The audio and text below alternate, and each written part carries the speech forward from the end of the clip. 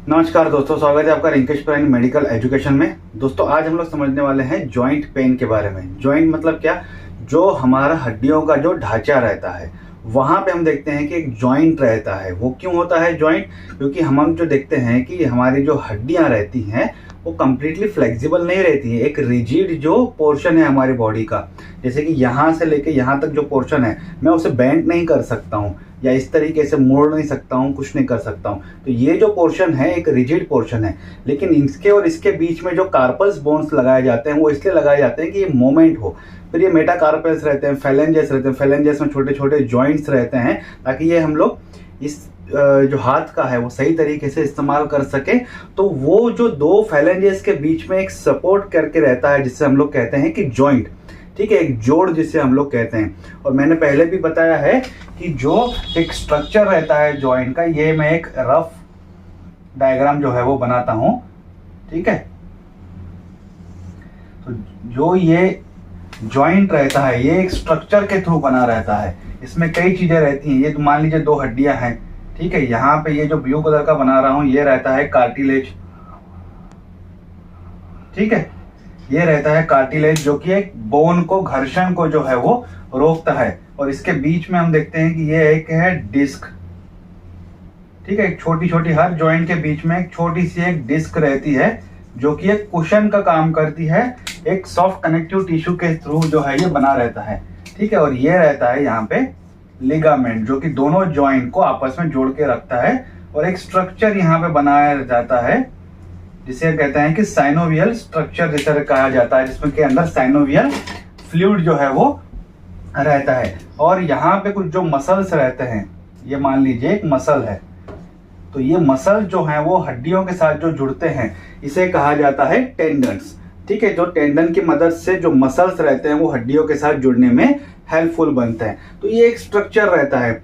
इस स्ट्रक्चर में कहीं भी कोई डिस्टर्बेंस आता है, खास करके ये जॉइंट के स्ट्रक्चर में, तो ये जॉइंट में जो पूरा स्ट्रक्चर है, कभी गादी का डिस्टर्ब आएगा, मतलब जो डिस्क है उसमें अगर प्रॉब्लम आती है, उस पर कार्टिलेज में अगर कुछ प्रॉब्लम आती है, साइनोवियल फ्लूइड में अगर कुछ प्रॉब्लम आती है, तो उसके कारण जो पेन होता है, जो दर्द होता है, जो एक जॉइंट में हम देखते हैं कि स्वेलिंग, रेडनेस आ जाती है, उसे कहा जाता है जॉइंट पेन के बारे में, या फिर जॉइंट पेन जिसे हम लोग कहते हैं, या फिर जोड़ों का दर्द भी इसे कहा जाता है। मैक्सिमम हाईलाइट होता है नी का, या फिर शोल्डर का हाईलाइट होता है, या पैर की एड़ियों का हाईलाइट होता है, या एल्बो या उंगलियों का सबसे ज्यादा ये हाईलाइट होता है, क्योंकि ये पोर्शन जो है हमारे बॉडी का सबसे ज्यादा अफेक्ट होता है कुछ इन्फेक्शन के कारण, या फिर क्योंकि सबसे ज्यादा ये यूज होता है। तो जो जॉइंट सबसे ज्यादा यूज होता है तो वो वहां पे ज्यादा हम देखते हैं कि इस तरीके का डैमेज जो है स्ट्रक्चर में होता है और पेन जो है वो होता है। एक हिप जॉइंट है, हम देखते हैं कि वर्टेब्रल कॉलम है, जो स्पाइन है, वहां पे जो है दर्द जो है ज्यादातर होने के चांसेस रहते हैं। तो आज हम लोग इसके बारे में समझने वाले। बेसिक्स कल के टॉपिक में मैंने बुर्साइटिस के बारे में जो है वो इन्फॉर्म किया था, तो एक्चुअली मैं कंटिन्यू करने वाला था, और मैंने बाय डिफॉल्ट जो है वो पहले बुर्साइटिस को टॉपिक मैंने रिकॉर्ड कर लिया था, तो वो अपलोडेड है वो चैनल पे, आप कल के वीडियोस जो है वो देख सकते हैं। तो जॉइंट पेन के बाद में वो सब टॉपिक जो है वो शुरू करने वाला था। खैर ठीक है, चैनल पे ही आप वो विजिट करके देख सकते हैं।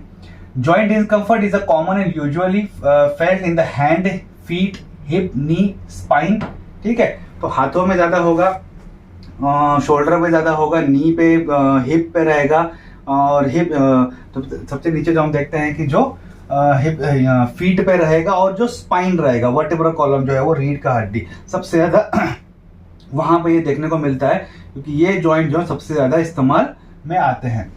पेन में भी कांस्टेंट और it can come and go, कम समय के लिए रह सकता है या फिर हमेशा के लिए परमानेंट रह सकता है, या फिर कभी कभी आपको इसका दर्द जो है वो महसूस होता है। तो ये कुछ बेसिक सिम्टम्स हैं। Sometime the joint can feel stiff, एकी और सोर, ऐसे कड़कनेस महसूस होगा, थोड़ा सा एक हम देखते हैं कि जलन जैसा महसूस होगा, एक प्रॉपर मूवमेंट जो है वो सही तरीके से आपको नहीं लग पाएगी, उसमें दर्द जो है वो काफी ज्यादा होगा।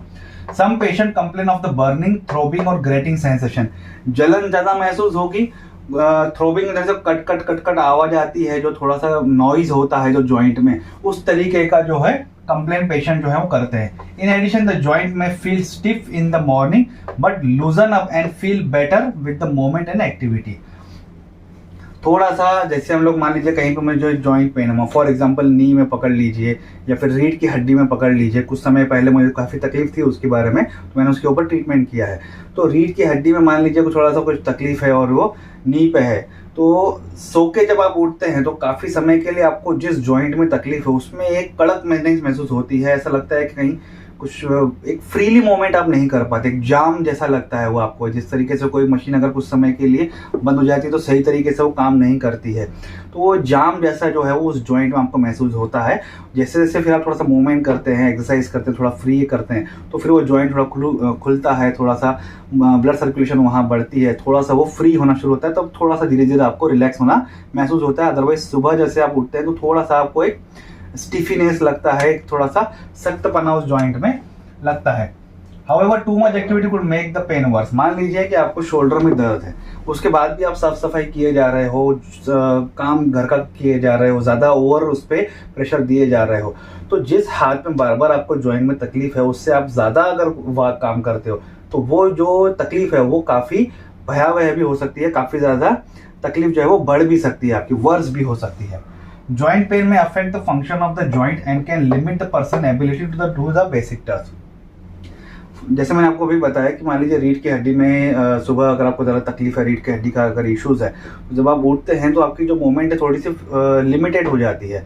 नीचे झुक पाना, उठ पाना, थोड़ा सा मूव करना, अचानक से झटके से मूव करना, ये थोड़ा सा आपके लिए काफ़ी तकलीफदेह हो जाता है। तो वो जैसे आप धीरे धीरे उस पर ट्रीटमेंट करना शुरू होता है तो थोड़ा सा वो रिलैक्स होना शुरू होता है। आपकी डेली एक्टिविटी जो है इस तरीके से काफ़ी ज़्यादा डिस्टर्ब होने के चांसेस रहते हैं। Severe joint pain can affect the quality of life. ठीक है, सबसे ज़्यादा अगर आपको जॉइंट पेन हो जाता है, खास करके नीज में हम देखते हैं आजकल बहुत देखने को मिलता है, और हिप में देखने को मिलता है, और वर्टेब्रल कॉलम में हम गाड़ियाँ जो ड्राइव करते हैं, मोबाइल देखते हैं, कंप्यूटर पे ज़्यादा काम करते हैं, वो जो पोस्चर है वो डिस्टर्ब होता है, सॉरी। तो वो पेन अगर बढ़ जाता है तो आपकी क्वालिटी ऑफ लाइफ जो है अच्छे से हम लोग जी पाते हैं। जो बच्चे हम देखते हैं कि उनकी मूवमेंट जो है, या फिर आप अपनी लाइफ में पहले देख लीजिए कि आप किस तरीके से मूवमेंट करते थे, और जॉइंट होने के बाद, पेन होने के बाद जो है वो आपकी मूवमेंट में कितना ज़्यादा फर्क जो है वो हो गया है। तो आपकी जो क्वालिटी ऑफ लाइफ है, एक लाइफस्टाइल जो है वो काफ़ी ज़्यादा डिस्टर्ब हो जाती है। Treatment should focus not only on the pen but also on the affected activities and the function. जो ट्रीटमेंट दी जाती है सिर्फ इसलिए नहीं दी जाती है कि पेन जो है उसे रिमूव किया जाए, आपकी एक्टिविटी को इम्प्रूव करने की कोशिश की जाती है। और हम देखते हैं कि जो फंक्शंस हैं, आपको जो उस जॉइंट का जो फंक्शन है, जैसे कि ये एल्बो का फंक्शन है मूव करना, कुछ उठाना, तो अगर दर्द रहेगा तो वो कोई चीज़ प्रॉपर तरीके से उठा नहीं पाएगा, काफ़ी सीवियर पेन होगा, तकलीफ ज़्यादा होगी। तो उसका फंक्शन इंप्रूव करना भी ट्रीटमेंट का सबसे बड़ा बेसिक रोल इसमें रहता है। Who is more likely to experience the joint pain, किसे जॉइंट पेन होने की सबसे ज़्यादा चांसेस रहते हैं। Who have had previous injury to joint, accident हुआ है, चोट लगी है उस जॉइंट पे, तो बार बार वो उस पर दर्द महसूस होता है। उसका जो स्ट्रक्चर है, मैंने क्या कहा था, ये स्ट्रक्चर में किसी भी कारण की वजह से अगर डैमेज होता है, डिस्टर्बेंस होता है, तो आपको जॉइंट पेन होता है। तो इंजुरी में अगर जॉइंट मान लीजिए कुछ डिस्टर्ब हुआ है, कोई भी हाथ का, जैसे क्रिकेट खेलते हैं तो उंगली में बॉल लग जाता है, तो वो काफ़ी ज़्यादा समय तक जो है वो दर्द या तकलीफ जो है वो देता है। रिपीटेडली यूज और over use of a muscle, जैसे मैंने आपको एग्जांपल दिया, शोल्डर का अगर दर्द है, अगर बार बार यूज करते जा रहे हैं, फिर जो कोई कार साफ करते हैं तो बार बार उनका शोल्डर वगैरह पे ज़्यादा काम रहता है, उसे ही साफ करना। तो एक जॉइंट का ज़्यादा समय तक यूज करना, नॉर्मल यूज के बगैर ज़्यादा यूज करते जाना उस जॉइंट का, तो कहीं ना कहीं जो उसका स्ट्रक्चर है जॉइंट का वो डिस्टर्ब होने के चांसेस रहते हैं। हैव आर्थराइटिस और अदर क्रॉनिक मेडिकल कंडीशन, कुछ आर्थराइटिस है, आपको जॉइंट पेन है, और क्रॉनिक कंडीशन है कुछ ज़्यादा, आपको आर्थराइटिस मतलब जॉइंट के इसमें जो पेन जो हो जाता है काफ़ी ज़्यादा, जो दर्द होता है जो स्ट्रक्चर में, तो उसमें जो दर्द होता है उसको आर्थराइटिस, सूजन जिसे हम लोग कहते हैं, जो जॉइंट में सूजन आ जाती है। क्रॉनिक मेडिकल कंडीशन, कुछ लंबे समय से आपको कोई मेडिकल कंडीशन है जिसके लिए आप कोई दवाइयाँ ले रहे हैं, तो उसका साइड इफेक्ट भी जो होता है उस जॉइंट को होने के चांसेस रहते हैं। सफर फ्रॉम डिप्रेशन, एंग्जाइटी और स्ट्रेस, ये सबसे ज़्यादा कारण बनता है आजकल जो जॉइंट पेन या फिर जो ओवरऑल जो हेल्थ डिस्टर्ब हो रही है, वो डिप्रेशन, एंग्जाइटी और स्ट्रेस जो है वो सबसे ज़्यादा बढ़ता जा रहा है सोसाइटी में। इसका एक ही सॉल्यूशन है कि आप पॉजिटिव एनवायरनमेंट में रहिए, थोड़ी सी पॉजिटिव बुक्स रीडिंग कीजिए, तो आपको एक अच्छा सा पॉजिटिवनेस आना शुरू हो जाएगा, और बैड हैबिट से थोड़ा सा दूर रहिए, तो आप थोड़ा सा इससे इम्प्रूव हो सकते हैं और आपकी अच्छी लाइफस्टाइल जो है वो बन सकती है। ओवरवेट, जाहिर सी बात है, एक हड्डियों के ऊपर अगर ज़्यादा प्रेशर आएगा, वजन आएगा, तो जाहिर सी बात है वो जॉइंट को भी आएगा, तो वो जो गादी है बीच में उसके ऊपर भी प्रेशर आएगा, तो वो कब तक संभाले, कभी ना कभी तो वो डैमेज होगी, डिस्टर्ब होगी, या फिर अपनी जो पावर है वो धीरे धीरे लूज करेगी, जो जॉइंट का जो स्ट्रक्चर है। तो ओवरवेट सबसे ज़्यादा कारण जो है वो इसमें बनता है। सफ़र फ्रॉम पुअर हेल्थ, साफ सफाई नहीं है, आपकी हेल्थ बार बार ख़राब रहती है और हाइजीनिक कंडीशन में आप नहीं रहते हो, तो वो कारण भी बनता है।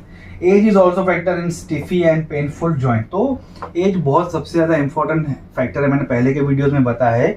एक साइकिल है हर एक इंसान की, जैसे वो 30, 45, 40 साल का, उसकी ग्रोथ बढ़ती जाती है। जो ग्रोइंग सेल्स रहती है वो सबसे ज़्यादा काम करती है।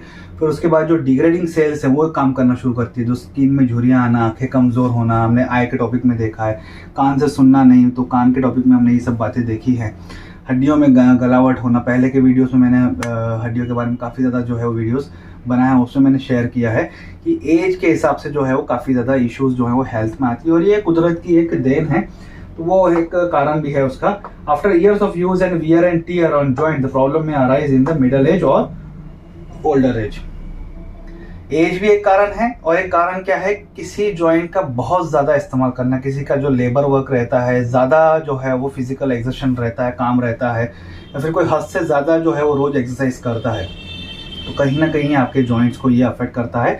मिडल एज में भी हुआ था, जैसे मेरी आज 35 या 33, 34 का एज है, मुझे काफ़ी ज़्यादा बीच में जॉइंट पेन की तकलीफ हुई थी, पर मैंने उसे ओवरकम किया, थोड़ा सा हेल्थ है और तो कुछ न्यूट्रिशन सप्लीमेंट्स की हेल्प से और कुछ आयुर्वेदिक जो ट्रीटमेंट है वो लेने के बाद जो है वो मैंने ठीक किया था। ओल्डर एज एक कारण बनता ही है, जाहिर सी बात है, जैसे कमियाँ आती है आपके शरीर में।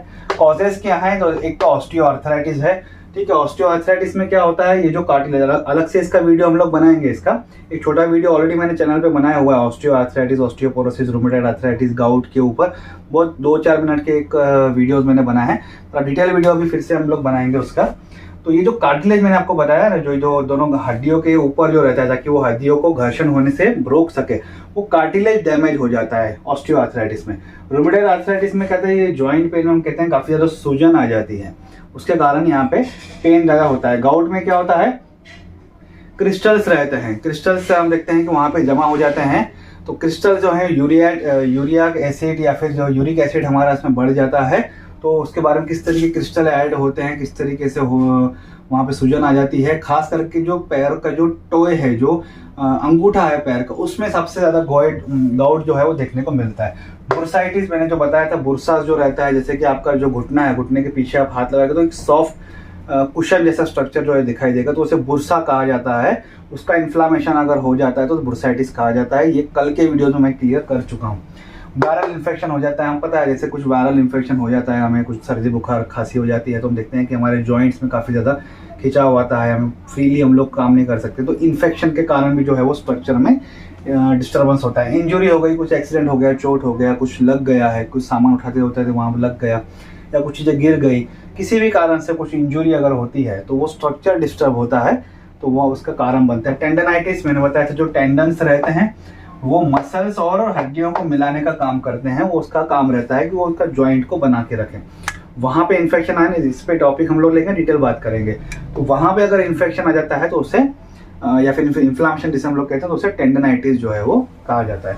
ट्रीटमेंट क्या करते हैं, सिंपल एट होम ट्रीटमेंट, यानी कि क्या करते हैं, घर पे थोड़ा सा सेक करते हैं, है ना, कोल्ड पैक्स हो गए, हॉट पैक्स हो गए, थोड़ा सा गर्म सेक, ठंडा सेक जो है वो करते हैं थोड़ा सा रिलैक्स करने के लिए।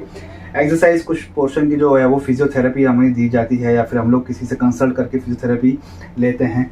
वेट लॉस करना सबसे बड़ा कारण है, हम देखते हैं कि अगर वेट लॉस अगर हम करते हैं तो हड्डियों पे और जॉइंट्स पे काफ़ी ज़्यादा प्रेशर जो है वो कम हो जाता है। NSAID non steroidal anti inflammatory drugs दिए जाते हैं। OTC प्रोडक्ट हम जिसे कहते हैं कि ओवर द काउंटर प्रोडक्ट्स भी, पेन किलर्स जो है वो मिल जाते हैं, वो डॉक्टर भी रिकमेंड करते हैं और आप खुद भी ले सकते हैं अगर आपको दर्द कम है तो। अदरवाइज मैं रिकमेंड नहीं करता हूँ कि आप खुद जाके लें, कंसल्ट करने के बाद कोई भी मेडिसिन लें। ट्रॉपिकल ट्रीटमेंट हम देखते हैं कि जो मूव वगैरह जो आता है, तो जब हम स्प्रे करते हैं तो वो ट्रॉपिकल ट्रीटमेंट, क्रीम हो गया, स्प्रे हो गया, तो वो लगाते हैं तो थोड़ा सा हमें रिलैक्स महसूस होता है उस जॉइंट पे। डाइटरी सप्लीमेंट्स आपको विटामिन डी हो गया, मल्टी विटामिन्स हो गए, जो हमारे शरीर में ज़्यादा एक एज के बाद हम देखते हैं कि वो कम होना शुरू हो जाते हैं, तो वो लेना काफ़ी ज़्यादा बढ़ाना पड़ता है। और एक सप्लीमेंट हम कह सकते हैं कि अपना डाइट जो है वो एक एज के बाद जो कंसल्ट करके लेना काफ़ी ज़्यादा ज़रूरी रहता है। सपोर्टिव एड्स हम देखते हैं किसी को काफ़ी तकलीफ रहती है तो वो गले में बेल्ट पहनते हैं, या फिर किसी को हाथ में तकलीफ है तो बेल्ट पहनाए जाते हैं। अलग अलग आज ब्रासेस वगैरह जो आ गए हैं सपोर्ट्स के लिए, कुछ लाठी लेके, कुछ वॉकर्स हैं, कई तरह के जो सपोर्टिव एड्स रहते हैं वो दिए जाते हैं ताकि आपको दर्द जो है वो उस पोजीशन पे कम हो और भी इम्प्रूवमेंट काफ़ी बढ़ जाए। फिजिकल और ऑक्यूपेशनल थेरेपी एक अलग से दी जाती है जो कि डॉक्टर आपको रिकमेंड करते हैं कि कौन से पोर्शन की किस तरीके की थेरेपी जो है वो दी जाती है, उससे काफ़ी ज़्यादा इंप्रूवमेंट आता है। तो ऑक्यूपेशनल थेरेपी का काफ़ी अच्छा एक रिजल्ट आता है। एंटी डिप्रेशन, देखिए डिप्रेशन मैंने आपको बताया था कि वो भी एक कारण बनता है, तो एंटी डिप्रेशन दिए जाते हैं इनकेस अगर आपको जो कॉज है वो डिप्रेशन की वजह से अगर है तो, ठीक है। स्टेरॉइड दिए जाते हैं, तो हम देखते हैं कि काफ़ी ज़्यादा जो रूमेटॉइड आर्थराइटिस पेशेंट है तो उसमें स्टेरॉइड्स का इस्तेमाल ज़्यादा रहता है। इंस्टेंट वो पेन रिलीव करते हैं। पेन किलर ड्रग्स दिए जाते हैं ताकि वो जो दर्द काफ़ी ज़्यादा बढ़ गया है तो फिलहाल वो कंट्रोल में आ जाए ताकि वो प्रॉपर तरीके से ट्रीटमेंट कर सके, पर इसके साइड इफेक्ट्स काफ़ी ज़्यादा रहते हैं स्टेरॉइड्स और पेन किलर ड्रग्स के। आर्थ्रोस्कोप क्या होता है कि वो जॉइंट पर एक सर्जरी की जाती है, एक स्कोप रहता है, मतलब वो कैमरे के द्वारा वो देखा जाता है। डॉक्टर फिर क्या करते हैं सर्जरी से वो जॉइंट को जो डैमेज हो गया वो डैमेज को इम्प्रूव करते हैं। मान लीजिए कोई स्किन ओवरलैप आ गई है, मान इसके अंदर स्ट्रक्चर में स्किन चली गई है तो वो स्किन को भी रिमूव करते हैं, कट करते हैं। कुछ फैट जमा हो गया तो फैट को वहां से रिमूव करते हैं, वो स्ट्रक्चर को मतलब ठीक करने की वहां से थोड़ी सी कोशिश करते हैं with the help of arthroscope.